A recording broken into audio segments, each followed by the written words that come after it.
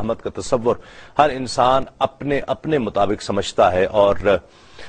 جس چیز کو وہ چاہتا ہے کہ یہ ہو جائے وہ اسی کو رحمت سمجھتا ہے، وہ اس کے لیے بہتر ہو یا نہ ہو۔ یہ بات ہو رہی تھی مفتی صاحب۔ بڑا گہرا سوال کیا کہ ہر شخص اپنی فیلڈ میں اگر کامیاب ہے تو وہ سمجھتا ہے کہ اللہ کی رحمت میں ہو، اور اگر ناکام ہے تو وہ کہتا ہے کہ مولوی صاحب، مفتی صاحب، پتہ نہیں کیا ہو گیا ہے، میں اللہ تعالیٰ کی رحمت سے دور ہو چکا ہوں، کام چلتا نہیں ہے۔ اب اس میں معیار یہ ہے کہ قرآن کریم نے ہمیں فرمایا کہ انما اموالکم واولادکم فتنہ، کہ بے شک تمہارا مال، تمہاری اولاد تمہارے لیے آزمائش ہے۔ اب بندہ جس فیلڈ میں ہے اور بظاہر اس میں کامیاب بھی ہے، لیکن اب اگر اس میں کامیابی کا تصور یہ ہوگا کہ اگر اس میں وہ جو مال ہے، دولت ہے، اسے اللہ کی راہ میں بے دریغ دیتا ہے، خرچ کرتا ہے، اور اللہ تبارک و تعالیٰ کی بارگاہ میں دینے سے روکتا نہیں ہے، اور وہ مال بھی حلال ہے، حلال ذرائع آمدنی ہے، تو سمجھ لے کہ وہ اپنی فیلڈ میں کامیاب ہے اور اللہ تبارک و تعالیٰ کی رحمت کے ساتھ مختص ہے۔ لیکن اگر اس کا مال حلال بھی نہیں ہے، اور اس کی ریسورسز کیا ہیں اسے پتہ بھی نہیں ہے، حرام ہے، اور اس کے علاوہ بھی وہ اللہ تبارک و تعالیٰ کی بارگاہ میں دیتا بھی نہیں ہے، تو اب یہ کامیاب نہیں کہلائے گا۔ اگرچہ اس کا کاروبار بہت چل رہا ہے لیکن وہ اللہ کی رحمت کے ساتھ نہیں ہوگا، اب وہ رحمت نہیں بلکہ زحمت ہے۔ رحمت جس پر ہے وہ تو کامیاب ہے،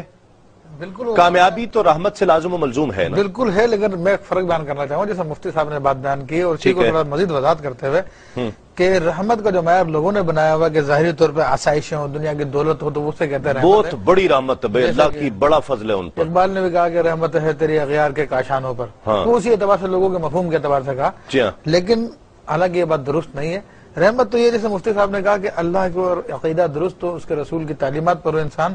اور پھر دین پہ چل رہا تو وہ رحمت میں ہے۔ رسول اللہ صلی اللہ علیہ وسلم جو رحمت للعالمین ہے، اگر اس اعتبار سے جو لوگوں کا معیار ہے رحمت کا دیکھا جائے تو معاذ اللہ پر وہاں پر رحمت نظر نہیں آتی۔ ٹھیک، میں اسی کانسیپٹ کو میں کلیئر کرنا چاہتا ہوں کہ رحمت کا تصور ہمارے ہاں مطلب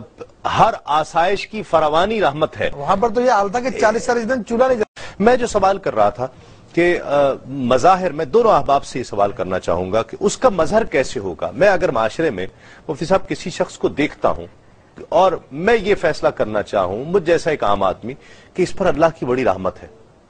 تو میں اس کے پاس پیسے کی فراوانی یا آسائشوں کی فراوانی دیکھوں گا، یا میں اس کی نمازیں دیکھوں گا، میں اس کے روزے دیکھوں گا، میں اس کی بظاہر اس کو ایک مسلمان، اچھا مسلمان دیکھوں گا، یا اس پر کوئی آزمائش ہے تو میں یہ تصور کروں گا کہ یہ آزمائش بھی رحمت ہے۔ میں کیسے کسی پر اللہ کی رحمت کا یا اپنی ذات پر رحمت کا فیصلہ کر پاؤں گا؟ دیکھیں، اس کا معیار تو شریعت مطہرہ ہی ہے۔ اگر کوئی شخص شریعت مطہرہ کی ظاہر پہ عمل پیرا ہے، یعنی نماز کے اوقات میں نماز ادا کرتا ہے، رمضان کے روزے رکھتا ہے اور زکوٰۃ ادا کرتا ہے، اور اس کے اخلاق اچھے ہیں، تو اس کا مطلب یہ ہے کہ وہ سر تپا اللہ کی رحمت میں، اگرچہ کہ بعض اوقات اس کے گھر پہ فاقے گزرتے ہوں، اگرچہ کہ وہ محلات میں رہتا ہو، یہ اس کا کوئی تعلق نہیں ہے اس بات سے کہ دنیاوی آسائش زیادہ ہونا رحمت کہا جائے، تو یہ غلط مظہر شریعت کی پابندی ہوگا۔ جی ہاں، شریعت مطہرہ کی پابندی ہے۔ نہیں، بالکل مفتی صاحب نے صحیح بات فرمائی کہ اگر اس کے پاس مال و دولت بھی ہے یا اپنی فیلڈ میں وہ بالکل کامیاب ترین انسان جا رہا ہے، لیکن اس کے ساتھ ساتھ ہمیں دیکھنا یہ ہوگا کہ وہ شریعت کا پابند ہے یا نہیں۔ اگر شریعت کا پابند نہیں تو ہم اسے رحمت کے ساتھ مختص نہیں کر سکتے۔ اگر وہ شریعت کا پابند ہے، اپنے مال کو صحیح طریقے سے جو ہے وہ استعمال کرتا ہے، اللہ کی راہ میں دیتا ہے، اور کسی بھی نیک کام سے پیچھے نہیں ہٹتا، تو ہم کہیں گے یہ شریعت کا پابند ہے۔ اچھا، اس کے علاوہ ایک اور شخص ہے کہ جو کماتا بھی خوب ہے، سب چیزیں اس کے پاس ہیں، لیکن شریعت کے احکامات کی پاسداری نہیں کرتا، تو ہم کہیں گے کہ اس پر اللہ رب العالمین کی رحمت نہیں ہے۔ ایک دوسری بات ایک اور ہوتی ہے کہ بعض اوقات بندہ آزمائش میں ہوتا ہے، نماز روزے کی پابندی بھی کرتا ہے، تسلیم بھائی آپ نے بھی دیکھا ہوگا معاشرے میں ایسے لوگ ہوتے ہیں، اس کے باوجود مال و دولت کی بہت کمی ہوتی ہے، تو اللہ رب العالمین ایسے لوگوں کے بارے میں ارشاد فرماتا ہے وَلَنَبْلُوَنَّكُمْ بِشَيْءٍ مِّنَ الْخَوْفِ وَالْجُوعِ وَنَقْصٍ مِّنَ الْأَمْوَالِ وَالْأَنفُسِ وَالثَّمَرَاتِ، جس کا مفہوم یہ نکلتا ہے کہ ہم ہر طریقے سے تمہیں آزمائیں گے، لیکن کامیاب کون ہوگا؟ صابرین، صبر کرنے والا۔ اور آخر میں فرمایا کہ اولئک علیہم صلوات من ربہم ورحمہ،